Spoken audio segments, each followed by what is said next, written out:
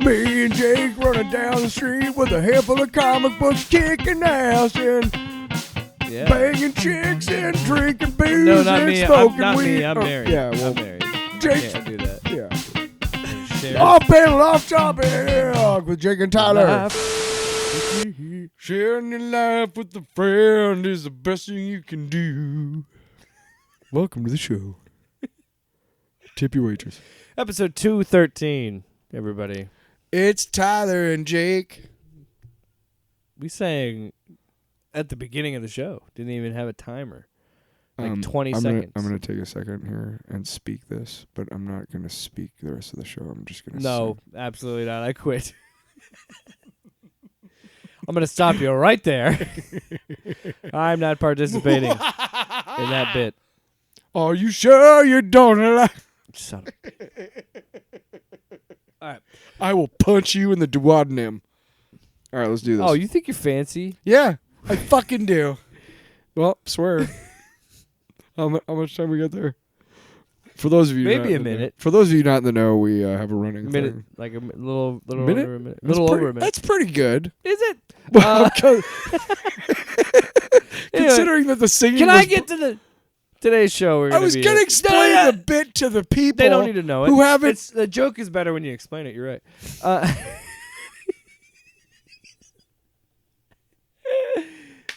We got some news things to talk about. Touche.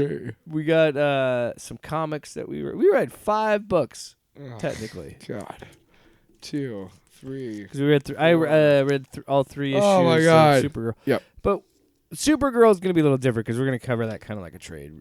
Because it's an overarching story going on in those first 3 issues. So we'll talk about that. I'm sure I'm going to rant about DC and Marvel at some point. Yeah, I already heard about a lot of it. So. Oh yeah. What do you can't stand this DC shit no more. All right, I'm sorry. I'm Marvel. Let me fucking jam a symbiote up every fucking book's butthole. That's what we're gonna be talking about later. God. Seriously though. If you don't make that a fucking drop, I swear to God. Well, you know what the annoying thing is okay. I haven't played Marvel Rivals in weeks, but their new season is like the Battle Pass thing that you can buy is focused around symbiotes, and I'm like, again, stop! I love Venom. I have a Venom popcorn head. I saw Venom 3 in theaters. I saw all 3 Venom movies in theaters, and am like, a humble flex. Can you stop shoving that symbiote up my butthole? My butthole. Just knock it off. Quit it. Stop it. We are butthole. Hey, when I made my reservation on this plane, I ordered the no symbiote butthole cramming section. And you're clearly trying to jam a symbiote up my butthole. And I just do not appreciate it. That was a good one. Yeah, I beat you on that one, man. That was Marvel taking my money. You fucking sucker. All right. Because I'm wild, yeah. Yeah. All right. Don't get me fucking started. Oh, hold on. I got to get the drop for it. You fucking douche. I lost it. Oh.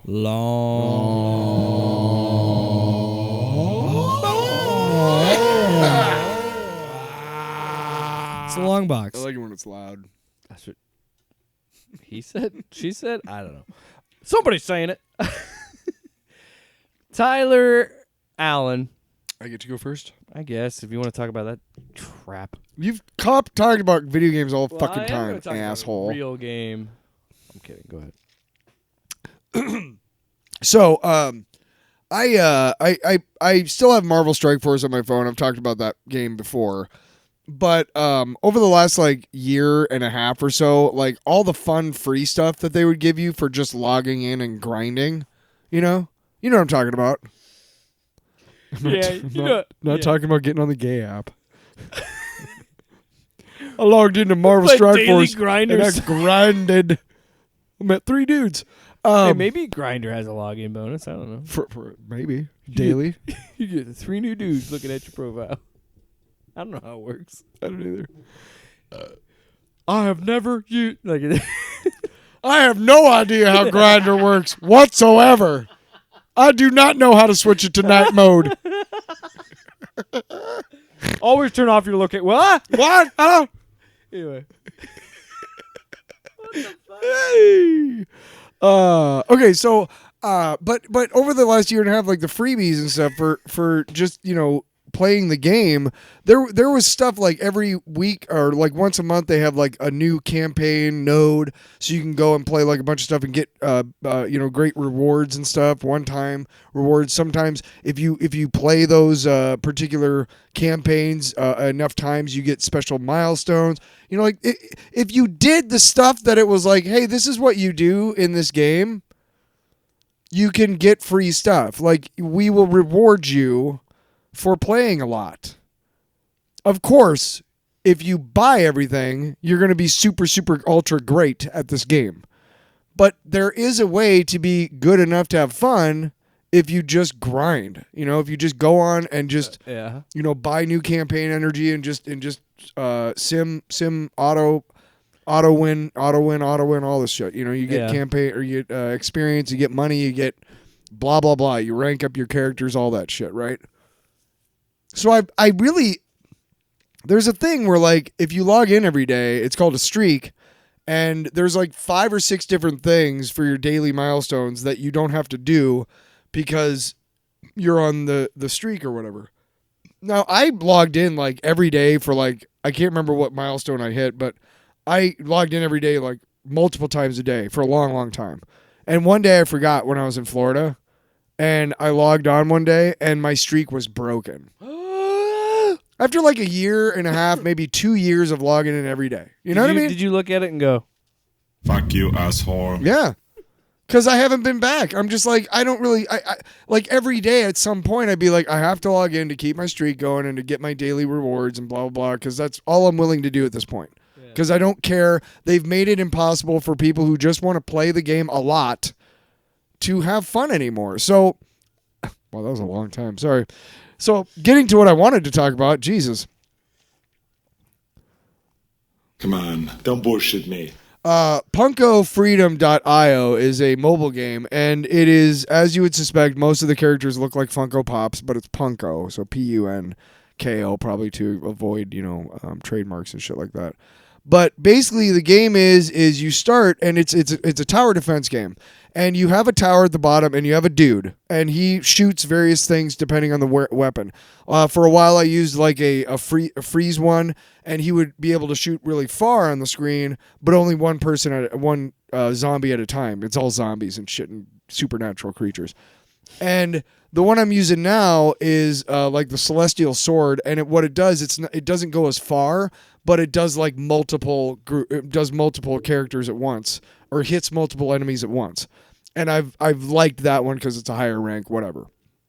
The point is you get mana, and then you get these little towers, and you put these little towers all over your game screen. And you have to wait for the proper, like, usually a lot of the towers you use are 4 mana, and you start with 0, and it takes a good 30 seconds to get to 4 mana. And you got zombies coming at you the entire time, and hopefully you can fend them off until you can put a tower. And every time you reach a milestone in the level that you're playing, you get 3 cards. And you can, if you spend like jewels, you can do a re-roll, whatever, of the cards, the 3 cards. But there are various things like increasing rate of fire of all Punkos. There can be like a new Punko character that you can use, like a Golem or a Pyromancer or whatever. Or there can be like a wall, or summon a fireball, or summon a snowball. Basic shit. There's a little shield that you can put around your tower and whatnot. And the one thing I like about it is even when I lose the game, like generally you want to have a mobile game that keeps you interested, but also like I don't waste time on it. Like I'll play like a level and then I'll do like something else. Like Marvel Strike Force, you would be there sitting there for, a good hour sometimes if you wanted to do all the different things. And I would have no problem with that. But this game is really fun because you level up pretty easy. I haven't spent dime 1 on this game, and I'm already like, whatever, I know I sound like those fucking assholes on TV all the time now. But genuinely, it's just a fun game where even when you're losing, like you're clearly like all these zombies are gonna fucking get you, and you can't put enough towers up because you're not getting enough mana quickly, and da da da da da. And there's strategy involved. Otherwise, I don't want to get into all of it. But even when you're about to lose, you're just like, all right, let's play again. You know, like it's just fun to. There's no, I don't know. Some games are just not fun to lose, if you know what I mean. And this game is okay. And the more you lose, also, when you lose, you still get like experience points. Not a lot of games do that. So that's why you're able to rank up. And then, you know, you can play the same level like 4 or 5 times in a row without them punishing you for not getting it done. You know what I mean? Or whatever. Yeah. It's, and I hate to fucking say this tagline to all fucking mobile game commercials, but there are no ads. A lot of the games that I download just to waste time with are just full of ads. Come on, don't bullshit me. That's why I like Marvel Strike Force, because I think they make enough money from something else that they don't have to do ads. But a lot of these startup games, you know, like every time you go from one level to the next, it's like, here's a 30-second ad you have to watch. You know, Yeah. This does not. I've not seen ad one, so I really do I think it's just a fun thing, and all the different characters are fun, and every so often you get like a brand new character, like here's an army dude with a flamethrower, and like if you pay attention while he's just chilling, because they have areas that they can fire in, right? And if there's no enemies, they're not firing, so they're just chilling. Yeah. And the army dude with the flamethrower, I think he's just maybe called a flamethrower, but he's sitting there, and what he'll do is he'll He licks the barrel of his flamethrower, and then he looks down the sight. And it's just weird, but it's funny. And like the cannons like smile and like, gosh, you know, it's really fucking funny. Like the pyromancer, he smells flowers. It's really funny. I like it.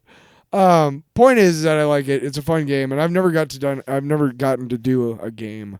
Maybe I did Strike Force one time for Longbox, but I generally do not do games. Wait for my Madden review in a couple weeks. Well, anyway, speaking of Madden, I play a superior game, which is College Football 26. Fuck me. Yeah. That came out last week. So mean. And I will tell you this, I am back in it. You know, here's the thing. Last year's game, I put over 200 hours of my life into that thing. Okay. I always tell people this, are like, does it get boring doing the dynasty mode for years and years and winning and stuff like that? So I'm like, yeah, sometimes it does. So I create my own storylines inside of it. Like, oh, this quarterback's playing like crap, a.k.a. I'm not doing well. I'm going to put in this backup quarterback. Oh, we won the game. Got to keep the backup. So I create, like quarterback controversies and things like that. Point is, put a lot of time in it. It's my comfort food. It's there for me when I need it. And I enjoyed that. I think this year's game is a big improvement. Well, yes and no, because I feel like there's some... Well, no, they have really put a lot of work into the customization options for your coach when you're doing a dynasty mode, and like how you can adapt and make different play styles and choices. There are a ton of new plays. I think the game runs smoother and plays smoother. I still think, like, the same big issue I had with last year's game, that I think no matter what difficulty level that you play at in Dynasty mode, at some point in the fourth quarter, like, consistently, it's like your defense just forgets how to cover. And you're like... You're not doing a prevent defense, are you? No, I'm not. I'm running like normal defense. Anybody who knows anything about football knows that the prevent defense is there to prevent you from winning. Yeah, exactly. No, I'm talking about doing like cover one, like I'm man on man coverage, like run, and tight press coverage, and these dudes are just getting cooked. And a lot of times, what frustrates me is the game will be like, and I could almost predict it. I'm like, oh, it's a low scoring game. So get prepared for like 4 touchdowns in the fourth quarter by both, combined between two teams, and that almost always happens.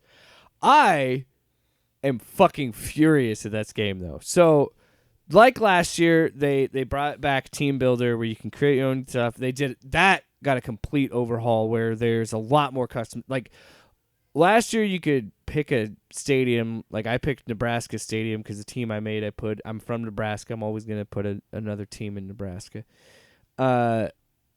but I call them Buckwheat State because I think it's funny. The Buckaroos.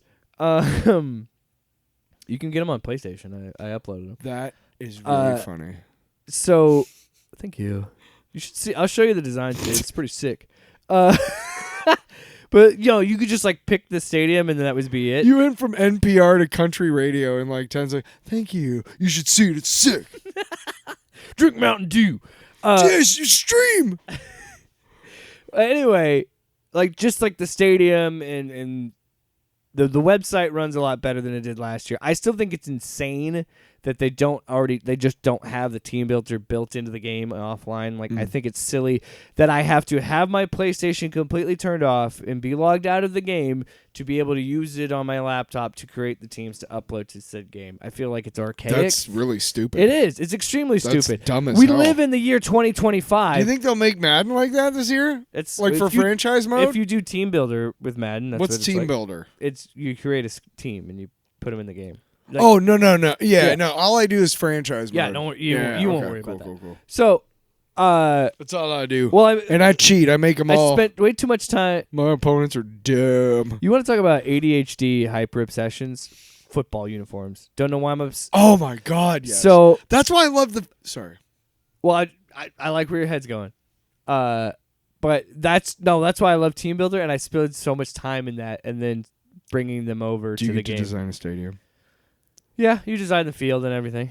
Do you get to set the concession stand? No, you can't do shit. See, like that. remember when Madden you could Owner do that mode Madden? was the shit, man. Right? I'd make. You could make fans. My fans love me because I made the cheapest hot dogs. I had $1 hot dogs, man. And this guy on the radio got mad at me. He's like, "Why would you do that?" And I'm like, "Cause I love my fans. I'm not trying to make money off these the poor ESPN suckers." Radio or the EA Sports Radio. Yeah, that was great, dude. Madden was so unbelievable on the PS2. No, I do radio. Oh, and I was talking about that on the radio. Oh, and this guy was like the one of the many co-hosts over the last 6 months. Now we got the new show, but one of the many co-hosts was like, "Why would you do that?" And I'm like, "Because, man, we were the cheapest jerseys, cheapest everything." Yes, because my fans loved me. They came to the game and they could have a full experience for $100. Boom. We were that city. Yeah. And then I moved him to Cleveland. Doesn't everybody? Fuck you, Minnesota. So anyway, the sports podcast. The Cleveland Vikings. But regardless, all right. The thing I wanted to get to. So I made the Buckaroos. I put them in Omaha. Another great thing that you could do this year that you couldn't last year, like you can make these rivalries, and then you could set what year they started. Okay. And then, which ones did you do? I just put Nebraska because I made put Buckwheat State in Omaha, so I just made Nebraska their rival. Oh. But I made it like you can set when the rivalry started, who has more wins, okay. what was the score of the last game and stuff like that. And so, the result? Oh, I made it. Well, Nebraska is winning the series because whatever. But the point is, I think that's really cool. So last night I played Nebraska as a rivalry game. By the way, I put myself in the Sun Belt. Do you have a trophy? No, you can't do that. That'd be cool if you could. Right. So it is cool because they mention it in commentary, and it is like, oh, there's this history between these teams. When did you start it? What? The rivalry. You said you can tell. I said it started in the year 2000 or something. And yeah. Why can't you make it like 1842 or something? You wanted, right? Yeah. Come on. Because it is funny to think you can retroactively pretend this school is real. But anyway, so here's the thing: 6 American presidents. Let me get to my fucking point. So the first game I beat UAB 14-7. I was disgusted. I was like, University of Alabama, Birmingham. Yeah, I'm disgusted because my boys can play better than that. And I know they can. You're throwing clipboards. It was actually funny is I made the coach my dad, and I know he would be very pissed at that score. Fuckers! you fucking. It's the Ed Reed thing where Ed Reed was like pissed one time because he's playing in Miami and he was pissed off because they weren't winning by enough at halftime. That's what coach was like at practice next week. We only beat UAB by a touchdown. Ed fucking Reed, baby. All right. So we play Nebraska in Lincoln, rivalry game. It's back and forth. Nebraska takes the lead late in the fourth, 28-21. The Buckaroos get the ball back. We drive down the field. We score with like 20-some seconds left. So I make the decision in that moment, I'm going to go for 2 and go for the fucking win. We're going to upset our rival, in-state rival, on the road, go to 2-0. They're going to be 0-2. Let's go for it. This fucking game glitched on me, and I almost, it was late at night, so I didn't scream, but I wanted to. And I have it on video. I have evidence of it. So the fucking commissioner or the NCAA can see how I was fucked in this situation. I go for a PAT, and I may decide I'm going to fake it and throw a touchdown. I'm going to go for the 2. And at this point, if I lose, I'm not mad because I'm like, I laid it on the field. I don't want to go to overtime. I run the play. The game glitches, and it says my long snapper or my holder fumbled, and then your quarterback. Yeah, he said he fumbled and then recovered his own fumble, and that ended the play. Yeah, and I never got to do anything because he's down. And I went to the instant replay and kept rewinding it back and forth, and I zoom in. The game registered the ball, the snap of the football, being too low and hitting the long snapper in his leg. It registered the game as him fumbling the ball. And then him getting up with the ball and then dropping it down was him like recovering the ball and that ending the play. So I didn't get the 2 points. I didn't do anything. And I'm like, what? And then because I'm recording it, I'm like, this would make great content. I took the loss. So I lost to my in-state rival 28-27. And that sucks. But everything else in the game has been fun. It's the fact that as good as the uniform can look, like when you see it, what you design on the website, and then seeing it in the game and how like crystal clear and perfect it is, like the chrome helmets, like in the sunlight, it's just like there's dynamic lighting. So depending on where you're at in the year, it gets darker earlier, and like it changes the how your uniforms, like it just looks, everything looks great. It's a fun game. I'm probably gonna sink another 200 hours in it, so we'll see. And now, let's go to the news. Wait. What? News. Coming to you straight from the teletype. First up, oh thanks. Playing footsie under the table. First up, Superman arrived last week. We obviously reviewed it on Friday. Crushed it, and honestly, the more I've thought about the movie, the more I've enjoyed this, and I can't wait to watch it again. I have friends that haven't seen it, and I'm like, look, I will see this again in a theater. I will do it. Yep. Good news. If you're a Superman fan, if you're a DC fan, if you're a fan of James Gunn, if you're a fan of superhero movies, because this is the biggest opening for a Superman movie, bringing in $122 million domestically, 217 globally. So a little light globally, but that's expected because Superman is very much an American hero or tied to America. Yeah. So that's a great number. That's about where they were projections. I think it's a really solid start. And also proving James's point where he said this movie doesn't need to make $800 million to be successful. Yeah. And, it's a win all around for everybody. What do you think of this, Tyler? I thought it was great. I love it when, my stuff wins, I hate it when, like, stuff like the Marvels, like, underperforms. And it was not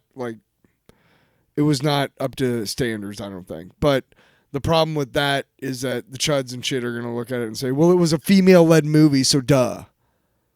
And that's what I hate about it. Because, like, you can't... You know that that's not true, but maybe it is. Maybe that's why nobody went and saw the Marvels. I mean, it wasn't super great, You know what I mean, right? Yeah, it's just we never want to. We're not, because we enjoy movies and enjoy our lives and not miserable fucks. We actually celebrate when movies do well, and we're bummed out when movies. Fuck,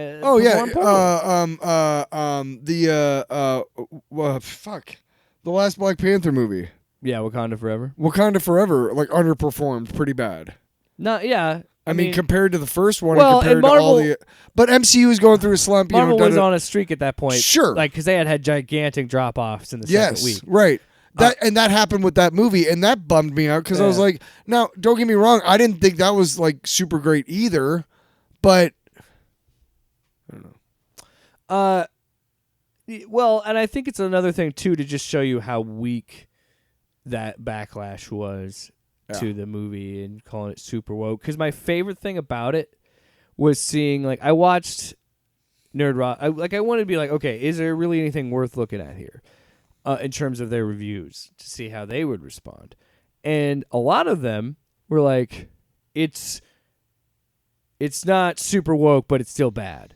And then proceed to provide the weakest reasoning for why it would be bad. And it's like, oh, so you guys just have to hate things. And then see the numbers come out for this movie where it does across the board. Zaslav came out and said, so I'm coming day and night. when he saw those numbers, right? when he saw them. And James Gunn was like, this movie? $1 million, bitch. And everybody Alex. across the board publicly at Warner Brothers and Peter, James Gunn was talking about this was a success, and even they were trying to find ways to nitpick and be like, well, adjusted with inflation, it didn't make as much as Man of Steel or da-da-da-da. This is the highest grossing Superman movie, a solo-led Superman movie, or a solo lead, whatever. I'm not counting BVS, I'm not counting Justice League or anything. And they just to constantly try and do that and manipulate things and then nitpick these movies. It's just like continues to show you like this really wasn't a movie for you, because this is a movie for people that enjoy life and like to be kind to one another and are human beings and understand that. Well, how come you love a movie about an alien? No, you're just hopeless. But they say that they say the movie isn't woke, and I'm like, it absolutely is woke. Because by your standards, wouldn't it be woke because there's a black character that's prominently featured? There's, I mean, right? The main character is an illegal alien. Who, by the way, in the movie was told he didn't have rights because he was an alien. The That's person not political? at the Did you see? Yeah, did you see how many people Luthor had? Or the ex-girlfriends? Or the what the fuck? The Israel-Palestine conflict. Gee, that wasn't Israel-Palestine, air quotes, because we're Warner Brothers. Yeah, that was weird because like the one country that was our ally was like on the TV and they were like, yeah, we just want to protect our stuff. And then when they were actually invading and they showed it and they were like, we will run with the blood of the women and children. And it was like, that's exactly what fucking Israel sounds like walking into fucking Palestine. Yeah. You fucking idiots. Oops, we got political. Knock it off. By the way, I have to say it again.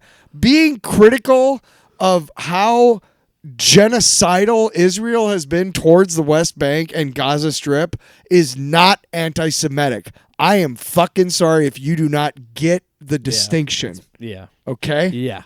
I'm sorry if you don't understand that being critical of Israel doesn't mean that I'm anti-Semitic. And if your first response is to call someone that anti-Semitic, then you don't understand the conflict. You're not worth talking to. You don't understand it. You're reducing it to that level. It's ridiculous. But that aside. Yeah, anyway. That aside. No, that's what I mean. Like clearly, you got me started, man. No, that clearly shows they're grifting because this movie is fucking woke. If you by your metrics, by their and I'm not playing by my metrics, and also, again. Leave it to a bunch of fucking white people to ruin a term and manipulate it. Yep. Woke isn't a bad thing, dumb fuck. No. Woke is just being an empathetic human being and understanding we're all different. And that's what this movie celebrates. And you know what? I'm fucking happy this works. And I'm happy everybody likes it. Because you know what? Consistently across the board, everybody like, this is an exciting DCU. And let me tell you now, clump, as I get on my soapbox, as a DC fanboy, you should want this shit to succeed, and I do, because you know what? People are talking about DC again, and people give a shit about Superman again. People are excited about this and want more of this. You want to talk about the people that think it's cool to hate Marvel and talk about how stagnant Marvel is? Here's your chance, man. DC's right here. And I trust everything they're doing. I think it's going to be great. Supergirl. Any Marvel this week? Supergirl is next week, by the way. Or next week. Holy shit. Whoa. Gunn officially shared the image of it. So we already know it's 2026. I'm assuming it's going to be around July, maybe May. So the next one is Supergirl? Supergirl's the next movie that's been confirmed. And Clayface is in there somewhere. Isn't it subtitled Woman of Tomorrow? Or is the book it's based on, or where they're getting most of their inspiration from. I don't know if it's just going to be Supergirl or Woman. They haven't confirmed if it's going to still be Woman of Tomorrow. Because they changed Superman Legacy to just Superman. So this might, I'm imagining they probably they're going to simplify it to just Supergirl. Yeah. And then when's Clayface? Next year too? Yeah. We don't know. And I've also, playing it. I haven't, yeah. Well, this is a 10-year plan according to them. Wow. You think I got 10 years? I smoke 2 packs a day. I don't know if this is true or not. But I've heard a rumor that Lanterns is finished filming. Cool. And Nathan Fillion was on set doing shit. Give me more Guy Gardner. Give me a solo fucking Guy Gardner show. I joked about this. Seriously. HBO Max, Justice Gang show. I'll write it. I'd watch it. Fuck yeah. I'd watch it. Fuck yeah. Oh, Peacemaker's coming out in next month. He better show up in Peacemaker. Oh. I would love to see an interaction between Peacemaker and Guy Gardner. He's in the trailer. Is he? They're interviewing him for the Justice Gang. Oh, yeah. Him and Hot Girl are in it. In that scene, at least. Him and Maxwell Every Lord. time somebody says that, I'm like, Hot Girl?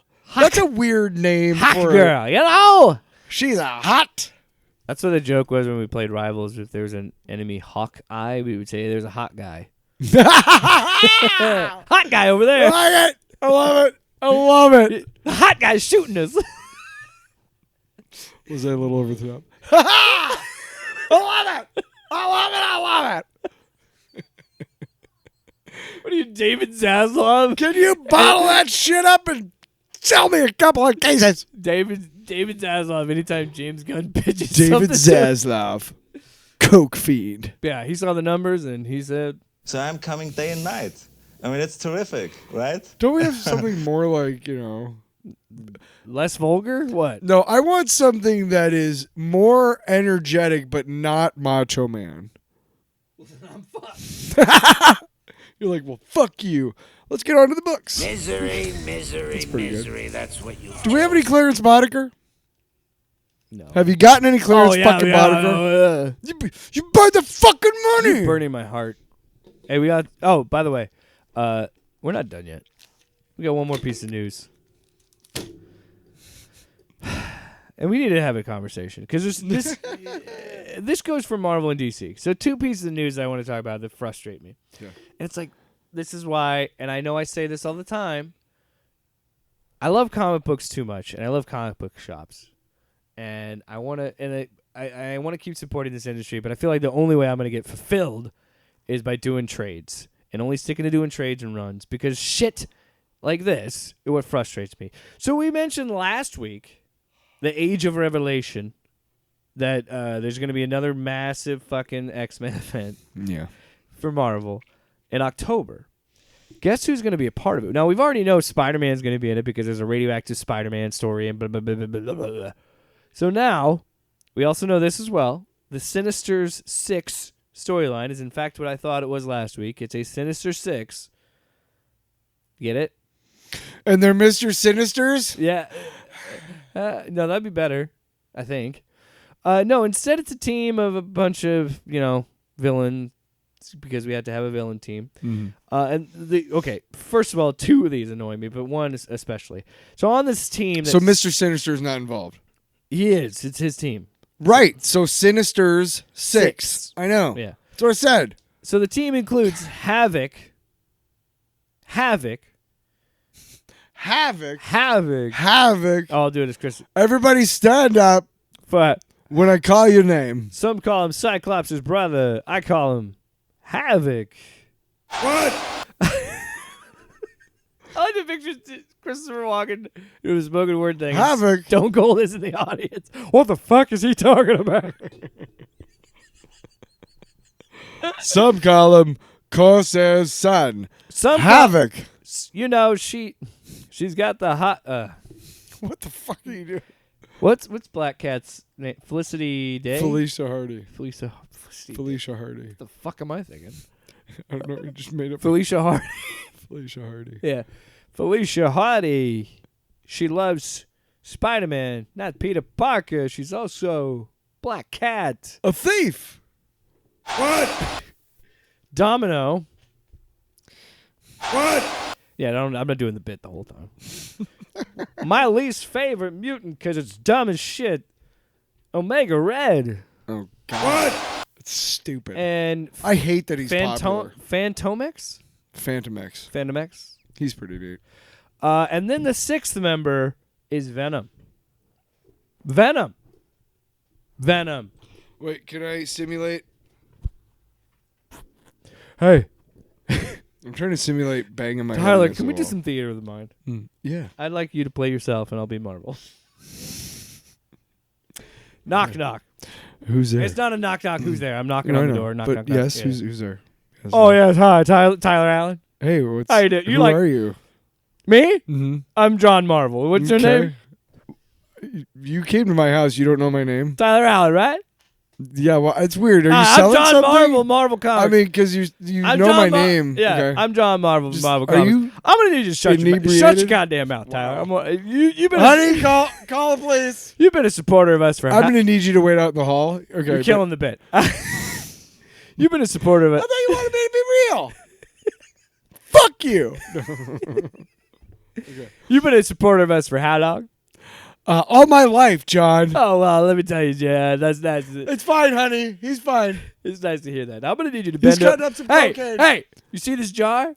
You see that little black goo? That's a symbiote. I'm gonna need you to turn around, spread your cheeks, and I'm gonna shove this up your butthole, because that's what they're doing. Honey, 911 immediately. Sorry, I shouldn't yell out at her. Because he doesn't My know. wife Yeah. upstairs. Oh, shit. No, she hears everything. know. She knows this shit we say. But no, I'm serious. Like, What why? I said earlier was wrong. 'Cause Why he's trying to can't shove we- a symbiote up my butt. a few months ago, weeks ago, or however long it was when we talked about it, like with the Spider-Verse versus Venomverse shit, it's like not every. It's. We're not like why are we doing this? Why do you need to incorporate Venom? And by the way, is it Mary Jane Venom that we're going to be a part of? Because Al Ewing, based on the book we're reading, I don't know if I sniffed his farts too early. Good one. You were waiting all day. Because I wrote that joke 3 hours ago. I'm so glad you. But it's finally like, you know got what I that. mean? It's like why it's like shoving it's like when they don't DC does it, Marvel does it with Spider-Man and Wolverine and now with Venom, and DC will do it with Batman a lot. We're not getting enough on this book. Throw a character in this. Throw something in this. Oh, we're not hitting every possible demographic we can with the X books. I know, let's put 2 Spider-Man characters in there. Put Black Cat and Venom in there. That'll sell some books. Yeah. It's just like, what the fuck are we doing? Whatever sells. Whatever. Look. I'm sure there's probably a story there, but I don't care to read it. It's back and forth because like it's look, back in the day, I think it was Jason. I can't remember who it was. Brubaker? No, one of the writers from like the aughts was like, why can't I have Wolverine and Spider-Man in the Avengers? They're the biggest heroes that we have in the stable, and you won't let me have them on the Avengers. Bendis, who probably said Bendis, that's right. And you won't let me have them on the Avengers. That's stupid. Why won't you? And he said, let's get him on. Okay. Now that was good because it was like, okay, neat that, you're going to sell more Avengers books, I guess. Yeah. But the problem with that, on the flip side of that, is the Gwenpool variant Luke cover. Cage, Power Man. Variant cover that became a character because enough fans wanted it. Da-da-da-da-da. What we're looking at is Marvel understanding that we are all creatures of habit and that we're not very smart. Yeah. And that we love, if you can give me what I like 4 times over and mash it all up together, fucking even better, dude. and they know that. Well, and the worst part I hate this, but because as we're talking about it, when you told me all the titles last week, a part of me was like, that sounds cool. Of course. Because I'm a comic book reader, you know? Yeah. I mean, mostly I'm disgusted with it because I'm like, I'm not gonna, I don't have enough. I don't have enough money to follow the X books every month. No fucking way. Wednesday, comic book day for me, I maybe spend 12, maybe $15 every Wednesday. That's nothing. If I followed all the X books, that'd be like $50 every Wednesday. That's I just too feel much. like at this point, why are we even bothering with continuity at all? Right. Why? I know there's people out there that really care about that, and good for you. But I just, it's never been me. Because you know what? The best books that people talk about, a lot of them have heavy retcons in some way. Yeah. Or they're completely fresh My favorite comic books, no shit, are self-contained, like 5-issue miniseries or a graphic novel. Don't get me wrong, like I grew up reading issues. I grew up reading, separate issues of everything, and you had to wait every month. And when I was a kid, that was really, really cool. Yeah. And I still kind of like it. I don't hate it because I'm used to it. Still enjoy it. Yeah, it's still fun. And I still. But there's nothing like getting a trade, man. And I still like doing the single issues with the show fun. Stuff. But it's not super expensive. Just $5 is definitely more than $1.75, which is what they were when I quit. But. Dude, you look at my bookshelf. I mean, I literally have one of the best, most acclaimed, talked about Batman. Hey, is that my Secret Wars, you son of a bitch? I have The Dark Knight Returns, one of the most revered, talked about comic book story, Batman stories, comic book stories. Still classic. It's its own self-contained story. Yeah, has nothing to do with current Batman continuity. So it's like, and what is Batman continuity at this point? This is my frustration. Is Absolute all in? Is that new? But how is it a new Batman? How in any way is it's just the same thing we complain about with the MCU? Yeah, that this Revelation guy is such a big deal that even a symbiote has to get involved. That's how like earth-shattering to Marvel it could be. And guess what? Everybody who dies comes back eventually. Oh, you know what's going to happen? Everything that changes eventually goes back to the status quo. Stupid. So they can do the next crossover that's universe shaking. Roar! Hey, Tyler. Hey. Haven't you figured out the cycle yet, man? Hey, Tyler. Hey, you waking up yet, buddy? You waking up? Hey, you there? Yeah. Well, you're going to feel that symbiote waking up in your butthole here in a minute, and just remember to come back again when we have more solicitations about the Venomverse 2 and the death of the Venomverse and the return of the Venomverse and the. How many of these can we do? Venomverse redo. Oh, and now he's in the X-Men. Why? 'Cause fuck you. Who's in the X-Men? No, I was just gonna say like Venom. Oh. You know what but what I was gonna really get to was. I'm sorry, I'm all over the place. Yeah, what the fuck? I really ran that joke into the dirt. What I apologize. The fuck? But for me, why I keep screaming about it like that is like I'm someone who has a lot of care and reverence for the character, and a lot of times I'm okay with some of the changes and some things they do differently, and then sometimes I'm just like, what's the and like with the Al Ewing stuff, with the all new Venom and making Mary Jane Venom, and like, well, he's got a plan down the road with this thing and this other thing, and I'm like, I'm sorry, but we got to stop treating these characters like they're children, or they think like children. You're telling me that, like, well, because she's tied to the symbiote, she could really see the inside of Peter's thoughts, and blah, blah, blah. And I'm like, so you're telling me that she's oblivious at anything that he does because he's clearly fond over her forever? Mm-hmm. And it's just like, and like, also we're going to just try and make, like, you could possibly make a story about her overcoming her trauma to become Venom, and maybe that is a story, but again, I don't fucking care to read it. I just don't care to read it. And it's like this thing. It's like, why the fuck is Venom in any way involved with an X-Men event? It's silly to me. Are you done ranting now? Now let's go talk about books I don't give a fuck about by another writer who, again, I'm questioning how much of his work I really like, Al Ewing. I take that back. Well, We Only Find Them When They're Dead was great. Immortal Hulk's great. Yeah, Immortal Hulk is fucking awesome. I'll never forgive. He did Gamma Flight, which is great. That's in a trade now. I'll never forgive Donny Cates for what he did to Venom, though, because he equally made him relevant and cool for a while. What did he do to him? But then he also created stupid things like Eddie Brock's son. Who made Venom Space Knight? Was it Cates? Well, he was when he was with the It was with Flash was with the Guardians at the time, right? I think because that was cool. That was as Bendis. Fuck. That might have been Bendis. That was or cool as fuck. JMS. I can't remember. That was cool as fuck. That's the thing too. That's what I wanted to also mention on that with the Venom and the X-Men thing. The problem is sometimes it works. Sometimes making those changes to those characters works. Like Superior Spider-Man was a fun run. Agent Venom was badass. We've talked about that on the show.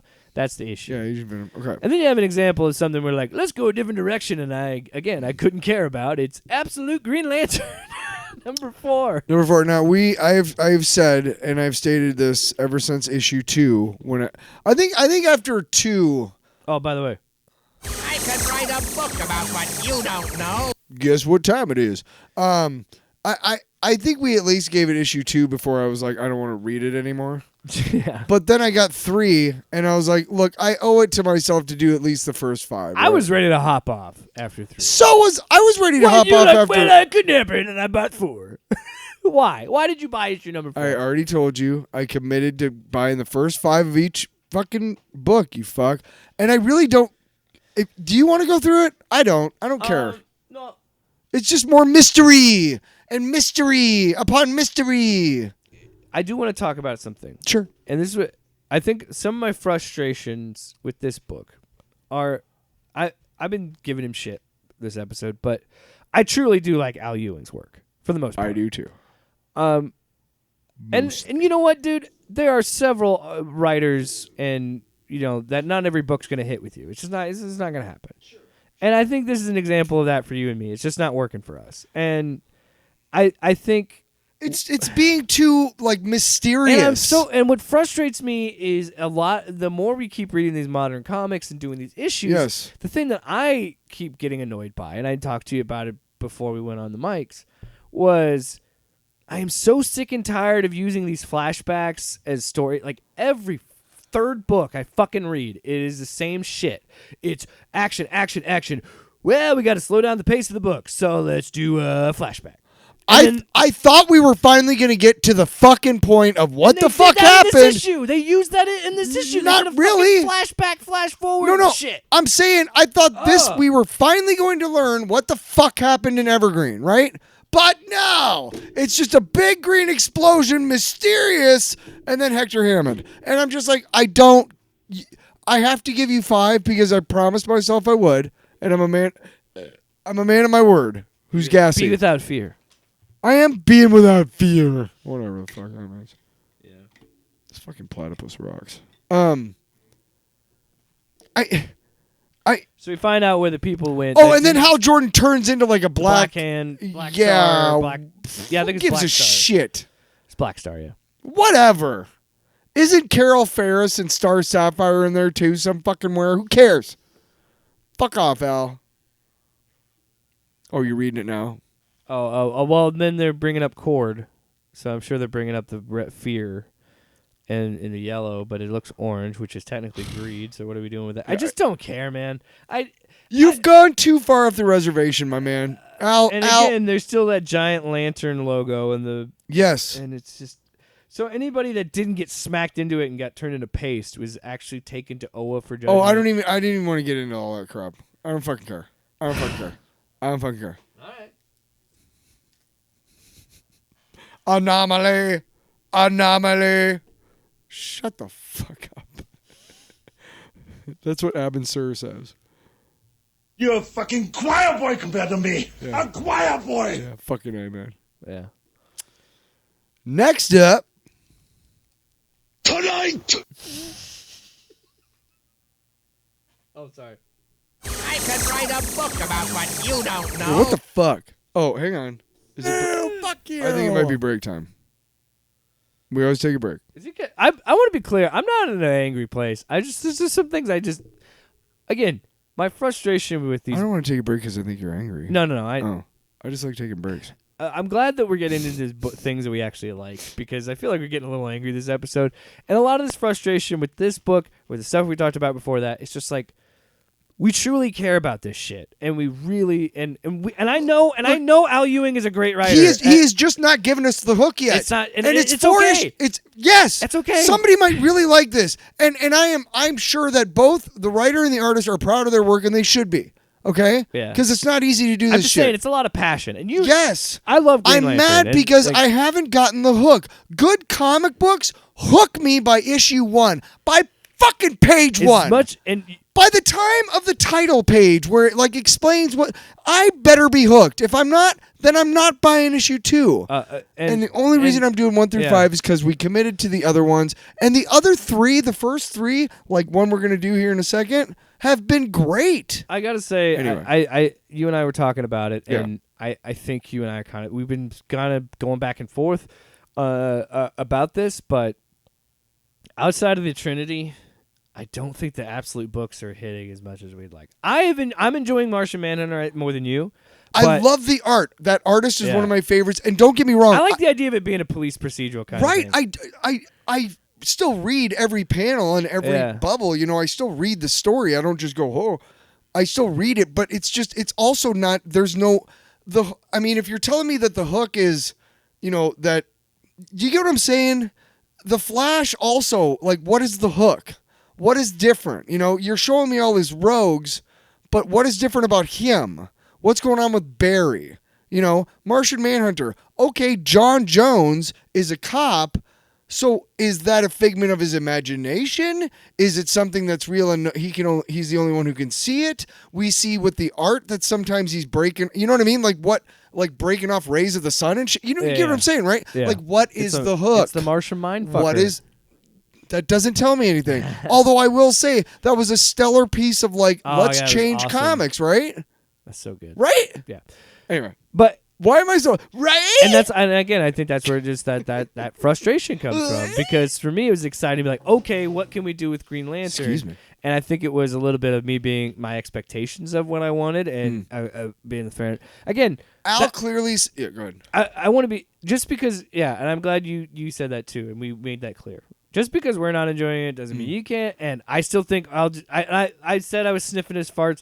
I really do like his work. I just think that I'm a little frustrated because it's like this is the first time where I'm like, man, I'm not.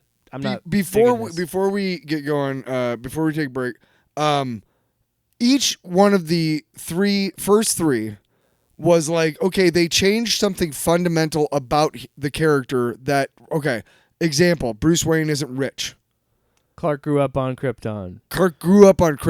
And left as like a teenager. Yeah. And some other Wonder stuff, Woman but didn't grow up on Amazon. She grew up in hell, yeah. And she's also a sorceress. Cersei is her mom, which is usually her adoptive mom, right? Whatever. So those 3 things, I get it almost right away. All 3 of the writers of those books were like, "Hey, this is what it is." Now, to be fair, Jason Aaron took a couple issues to get there, right? But Superman's so good. It's really good, right? Anyway. But Green Lantern, okay, you know what? I already know the big change and twist is there is no ring. Okay, I get that. Cool. But you're not telling me how you're making it happen, right? Mm-hmm. Martian Manhunter, I don't know enough about the character, but the Flash, what did they change other than make Wally West the first Flash? What else and then Gorilla Grodd, like what else did they change fundamentally about the character itself? He's still super fast. Well, I mean, yeah. Anyway, I feel like at this point, if issue 5 they haven't really kind of developed an idea of like, oh man, Barry is going to be Reverse Flash, I'm kind of surprised. Because then he's really playing the slow game. I wish I would have brought the issue. Oh, because I would have liked it if it was that. I won't disappoint you. I'll say that it's a good read, but it is issue 5, which is how these first 3 wrapped up their shit, except for Batman, and we've forgiven him for it. I have to. Dude, that it's still I'm so mad. It's so fucking good now. I can't believe I didn't bring number 10. What he did with Freeze and Bane, I'm like, holy shit. I can't wait for you to read 10. Holy fuck. Yeah. Holy shit. Dude. Because remember last time, by the way, Bane caught him, right? It goes and he's in Arc M. Yeah. Well, I've heard that it goes into because based on solicitations, this arc goes until October. So this goes until because I don't know, but Batman 13 is the Catwoman. issue itself takes about 6 months. 6 months. That's all I'm going to tell you. Jeez, that's awesome. Oh man. That's all I'm going to tell you is that the last time we saw him, he got caught by Bane, and he's Yeah. in Arkham, and he's caught, and it takes place over about 6 months. What was he doing? Eating rats in the fucking sewers? How is he living there for 6 months? He's Can't- caught. He's I in a can't wait prison. to- He's in a cell. Finish it! Finish it! Okay, so next book up is Absolute Superman number 9, and What? as we've seen in a lot of it, the Jason Aaron and last who? time Jason Aaron and somebody Sandoval. I think it's at the end of the book. You know what? I'm gonna pull. I don't like that they do it at the end of the book every time. Rafa Sandoval and Jason Aaron. Fico Ossio is also an artist. Pages 5, 7, 12, 15. Yeah, what the fuck was that? By the way, I don't know. The Is random that- artist shit. That Oh, annoyed that's me. 22. Okay, so that's the random artist. Yeah. Okay. Ulysses Ariela. I don't colorist? like them mixing artists. In the Beckett middle of Carey? an issue. It's Oh, weird. well, the original artist on Absolute Flash has now been out for 2 issues. As we saw last time, they boom tubed him back to the Omega Men headquarters because he's been shot with kryptonite, By and they're Christopher trying. Smith. Yeah, they're trying to get the bullets out. They get one out, and he screams, and he destroys all the equipment. So they're like, "Well, what the fuck do we do now?" And Omega Primus, she brings the box. Which I thought was a mother box, but it's different because it's absolute. It's a father box. Did you like be like, "Are you for real?" When you read that, I did. I'm like, "Come on, come on, Jason." Yeah. You're So better than it that. saves him or something. Anyway, then we go to Yeah, it Lois. helps him take the bullet out. Yeah, it saves him. But Yeah. Lazarus Core Processing Center and what's his name? Raj Al Ghul is visiting Lois Lane, who's in custody, and it's actually really fucking cool, like the interaction they have, because she's basically like, "I'm a badass," and he just goes, She's like, "Really?" Here's what's gonna happen. You're gonna say this, and this is gonna happen, but you're not Yeah. gonna fire me because you really need me to do this, and blah blah blah blah. And he goes, "Yeah, pretty much. Yeah, I would have said that." It's like it's a fun interaction. Like she's like, "I don't need your bullshit. Yeah. I just fucking get to the point." Yeah, and then he laughs at her, and it's like, "Yeah, And she brings a knife to him. He's like, "Do it. I'll- Open my throat, and I yeah. promise you I will rise again on the morrow. Can you say the same?" And she drops her knife, and he's like, "Bring me my son." And so they go to weeks later, Lazarus Corp Peacemaking Embassy, and there's shit going on, and they've finally gotten Superman on their side this time. So he comes back with them, and they show him like zooming around, just get out of my way. yeah." Like zooming around the entire thing. And Saul is like, "Hey man, I got to tell you, do not let the Omega Men use that infernal device on you again. You must never go near that Also, box." don't overexert yourself. Yeah, 'cause you're opening your wounds. Yeah. But he's kicking some ass and shit, and they go flashback, and him and Jimmy Olsen are talking. And it told me its name. It's called a father box. And yes, I definitely Father box. rolled my eyes. Couldn't think of anything else. Yeah. It's not a mother box. It's a father's box. But it's an interesting interaction between him and Jimmy Olsen, because he's just like, "Hey, I just wanted to say that I want to help out. I want to, do everything that I can instead of just be, a schmuck, with a, da-da-da." And then I got myself a vasectomy. So they go back to the current time, and he's kicking ass and stuff, and he goes and finds the hostages, and they've all been hung. Yeah, that's fucking wild visual. And he's just like, "Well, fuck." So she starts killing peacemakers, and he's like, Jimmy Olsen's like, "Primus Superman, do something." And he they boom tube back. Yeah. And then he's like, "Hey, so he and Agent Primus are talking, and she's trying to convince him to kill Ra's al Ghul, I think." Yeah, because he's like, "I'm not going to do that," and he runs away. He's like, "I just can't." When they show up, he said, "I'm not gonna." He basically said, "You saved my life, but I don't want to kill people, and I don't want you to kill people. We need to preserve life and all that." And she's like, "Fuck that! Look what they've done." And after the hostages, she's just like, "No, I'm killing people." Yeah. But he said Krypton was still killing its people all this time. And he's talking about the kryptonite bullet, and it kind of gets mirrored again here at the end. But he pretty much is just like, I'll go to the top of their tallest mountain, or maybe I can jump to the moon someplace no one can find me. No one who can possibly need anything from me. They also realized they left Jimmy Olsen behind. Yeah.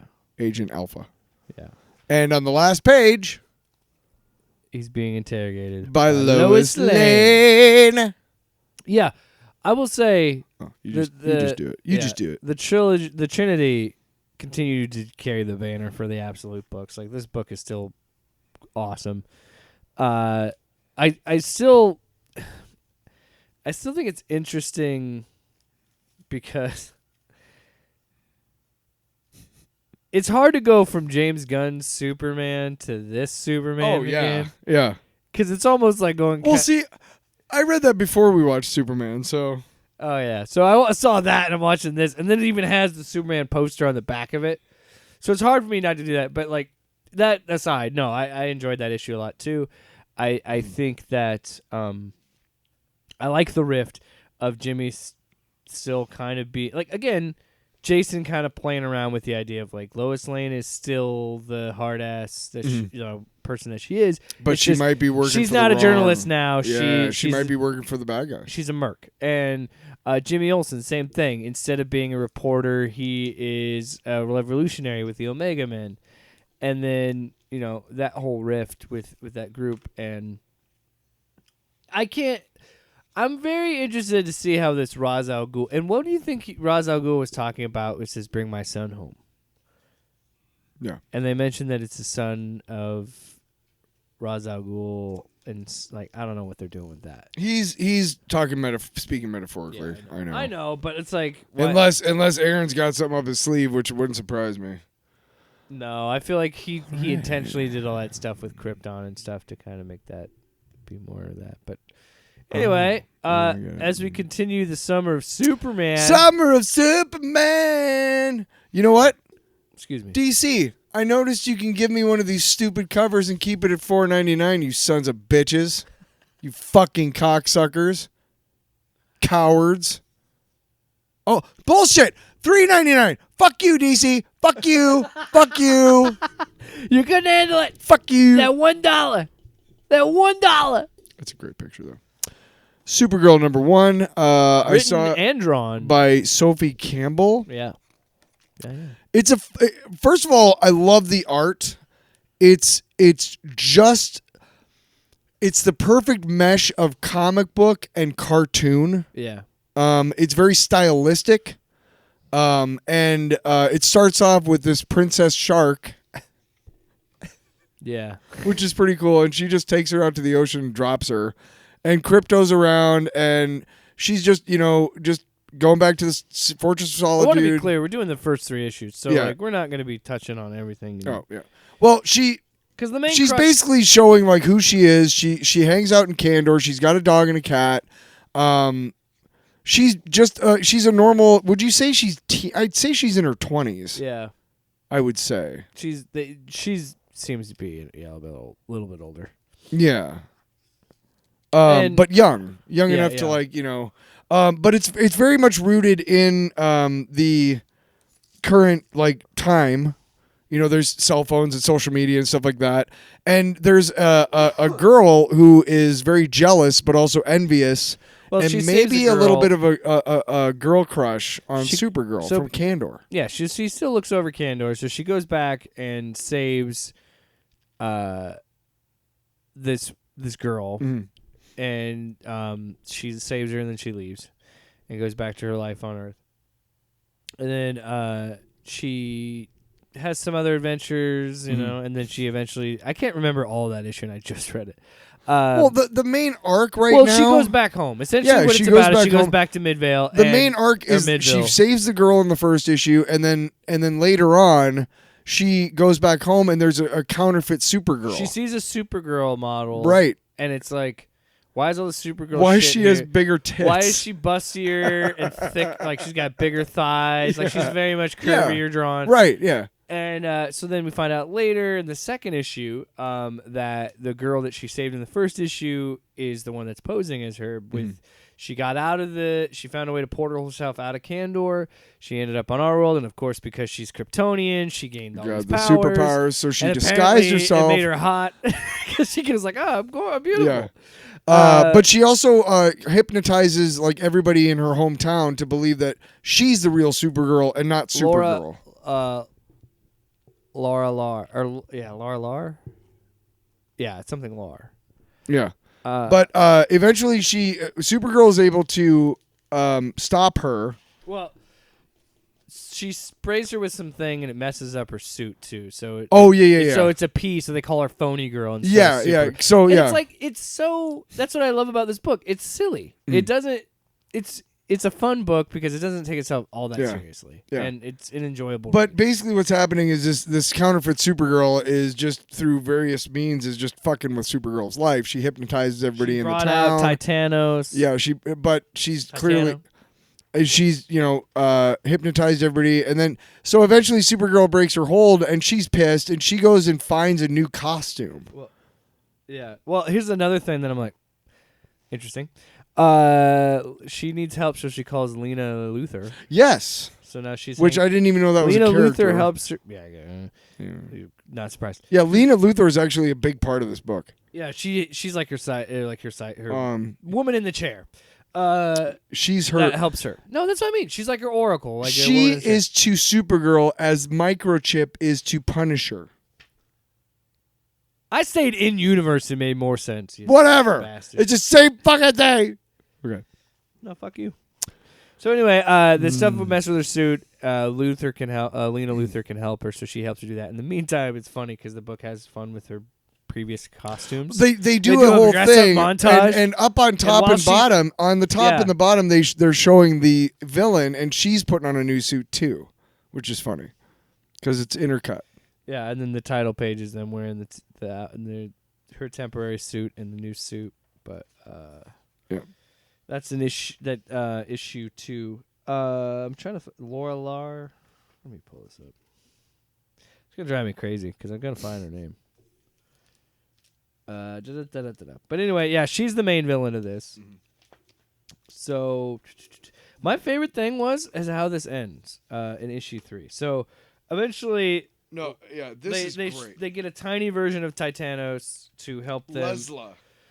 Leslie, okay. They use that to because we find out that he has I-beams that have kryptonite, and so she needs to use that to pacify. No, she grabs a black kryptonite gun. Oh, right, but. So she turns Supergirl into Satan Girl, the black, which is funny as hell. The black dynamite or the black kryptonite makes her black dynamite.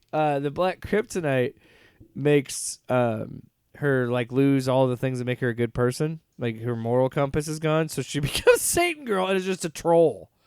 And then she's like, "I'm gonna tear up your mid, get it? Yeah, Midville." And then she's like, "What's the other one?" Where she's like.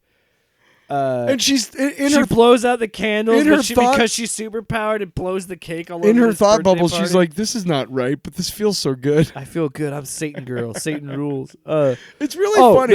This was my favorite. Yeah. Gonna wreck your lab. Ha ha. Like she's digging a hole. Like, so. Yeah. But they eventually get Titano, who. They have a miniature helps. version of him, yeah. and they use his I-beams to like pacify her Supergirl and turn her from Satan Girl back to Supergirl. And but it was fun. She gets her suit back and she reveals the villain and all that. And instead of she has her like she's gonna punch her, she hugs her, and she says, "You know what Cal taught her. You know, I'm not really one for punishment, but I am one for second chances if you want one." she's like, yes, I think I do. And then they leave. And but why are you doing this? I don't deserve leniency or compassion. I will accept your punishment if you deem it. But even then, this woman took her life.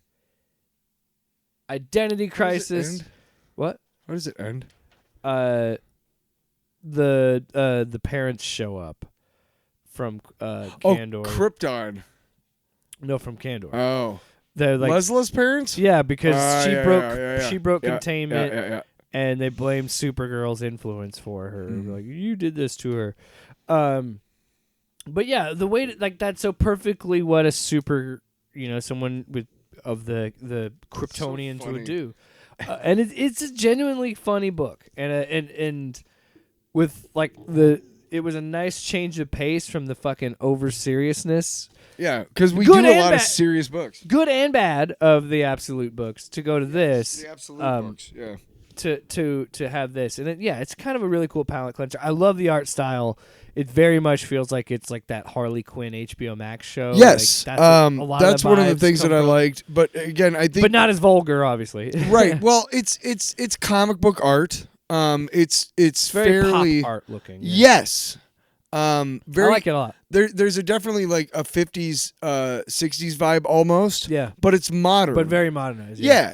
You're not sitting there like, whoa, this is crazy. Reading a book from the 30s. No, but also, I really like it. It's crazy that a woman could draw women so well. Shocking, isn't it? Because let's be honest, we all saw how she looked, and we were like, she got me feeling some type of way. You know what I'm saying?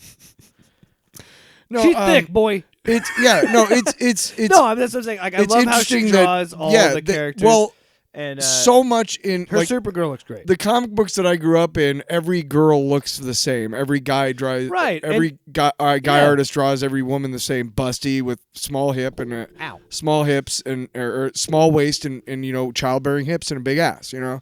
And every woman has that body type. It's only been recently, and we've talked about this before about the uniboob.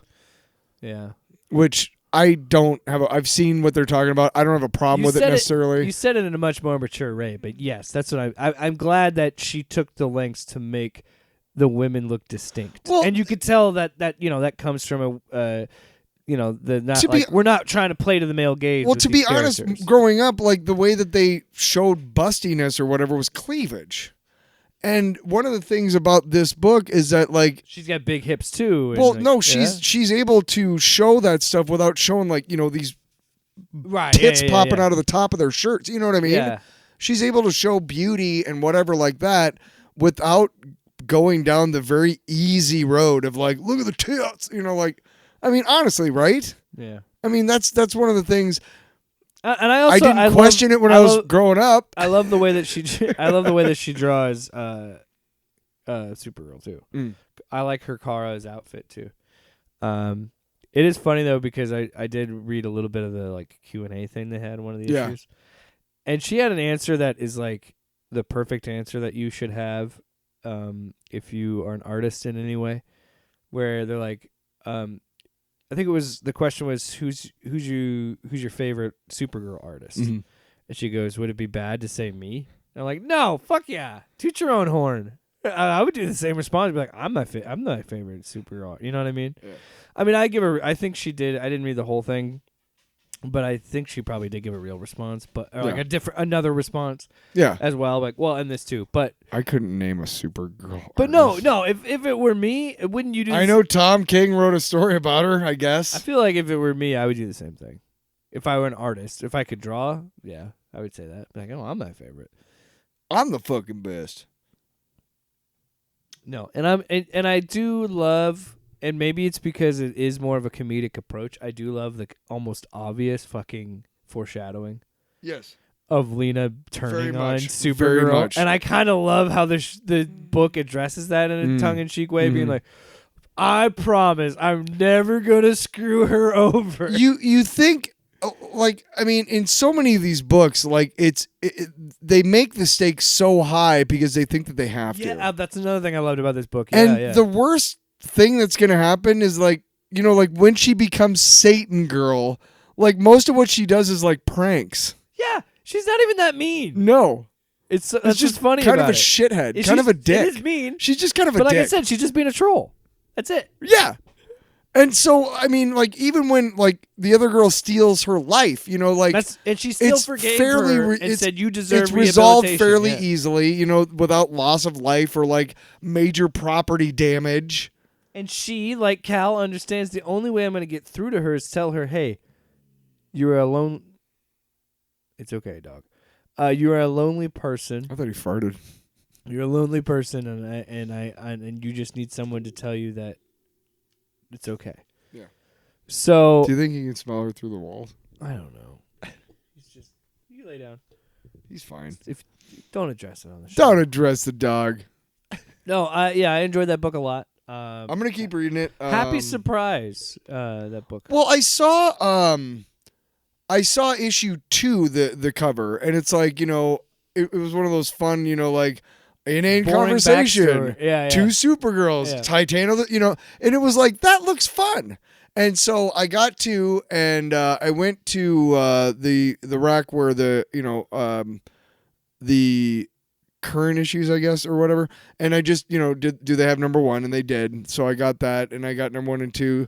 And I like that a lot. When I can miss, as long as the first doesn't have like a huge, like, you know, issue of availability, like it has to be reprinted and shit. Yeah, like what Batman Off-World? Absolute Wonder Woman number 1. Remember that? Yeah. Yeah, I remember that. As Yep, long as that doesn't happen, like it's kind of neat when you see number 3 of something and you're like, oh, that looks neat. You go over and you can find 1 and 2. You're like, oh, cool. And then you have like 3 issues of a story of a comic book to read. That's really fun. I like that a lot. But it rarely happens. I also think it's funny that I'm in there often enough that I'll see something that's number 1 before it gets past me. Anyway. Again, another thing I like about this book that's kind of like tongue-in-cheek and like winking is the black kryptonite thing. Yeah. Is clearly her making a joke that like it's a plot device whenever they need anything to get out of anything with the Kryptonians. It's like, oh, because like the fucking Super Pets movie, my son was watching it the other day. Orange kryptonite was given the animals super. Oh, orange now? Okay, and then this one, black kryptonite? No. Hang on. Whoa. Fucking whoa, dude. There are specific types of kryptonite, and they have specific properties. And just like do there's specific Green Lantern power rings because we No, need a fucking plot device. That's what it all is. That's what it all is. No. Stupid. I was going to say exactly what you're saying, but in a nice way, which is there's all this stupid shit in Superman continuity. Like black kryptonite, and orange kryptonite, and red kryptonite, and white but it's a kryptonite. red sun, and a red sun makes me normal. That's sure, but I'm talking about. Actually, you know what? I'm confused. I'm talking I was about confusing red sun, and red kryptonite. Red kryptonite doesn't exist. Yes, it does. They have red. Oh yeah, you're right. You're right. Yes, I'm telling you, there are specific types throughout the fifth. And here's why: because some writer was like, "I don't have an idea how to finish a story, so I'm going to invent red kryptonite." I painted myself into a corner. Yes, but it became continuity. It became canon. And no, but she does it in a funny way in this book, where it's like, this is a stupid. Why device. not mine all that? If you're going to have a fun book about a Superman character. Why not mine all that fun, stupid shit like black kryptonite? You know, like, why not? I'm sorry, man. You were dissing on the separate types of kryptonite, and I will not allow that on my podcast. It kind of reminds me of, not today. It's canon. We just talked about how it's canon stupid. I know. You get fun stuff like... All-Star Batman and Robin. Red kryptonite takes away your superpowers. It simulates the red sun. Yeah. There's gold kryptonite. Fuck it. I didn't have a fucking point to make. Say it. Another example that I think of when I think of funny things of like mocking continuity was when Frank Miller was doing All-Star Batman and Robin, the Boy Wonder, one of the most insane comic books ever written. When Batman has to deal with Green Lantern, and Green Lantern shows up, and Batman has painted the entire room that he's in yellow, including himself, and he's drinking a glass of yellow lemonade. I'm like, Frank Miller, you are psychotic. Yeah. He also calls Robin the R slur at one point. What the fuck, Frank? Also made Robin eat rats in that continuity of his Batman. All right, By the way, so- his Batman was like an ultra fascist. All right. Like, That's fuck fine. Frank Miller. I don't think I said that enough on this show. Fuck Frank Miller. Where the fuck did we get here? How did we get fucking here from Black Kryptonite to Frank Miller? Fuck you, Frank Miller. Me. I'm just saying, like, it's another. That was. I think you've said enough. That reminded me of the fucking yellow painted room of like, okay, let's have some fun with the continuity. I think you've had it. Difference is, I liked it in that book I think you've said enough. because this writer isn't Frank Miller. Off panel, off topic with Jake and Tyler.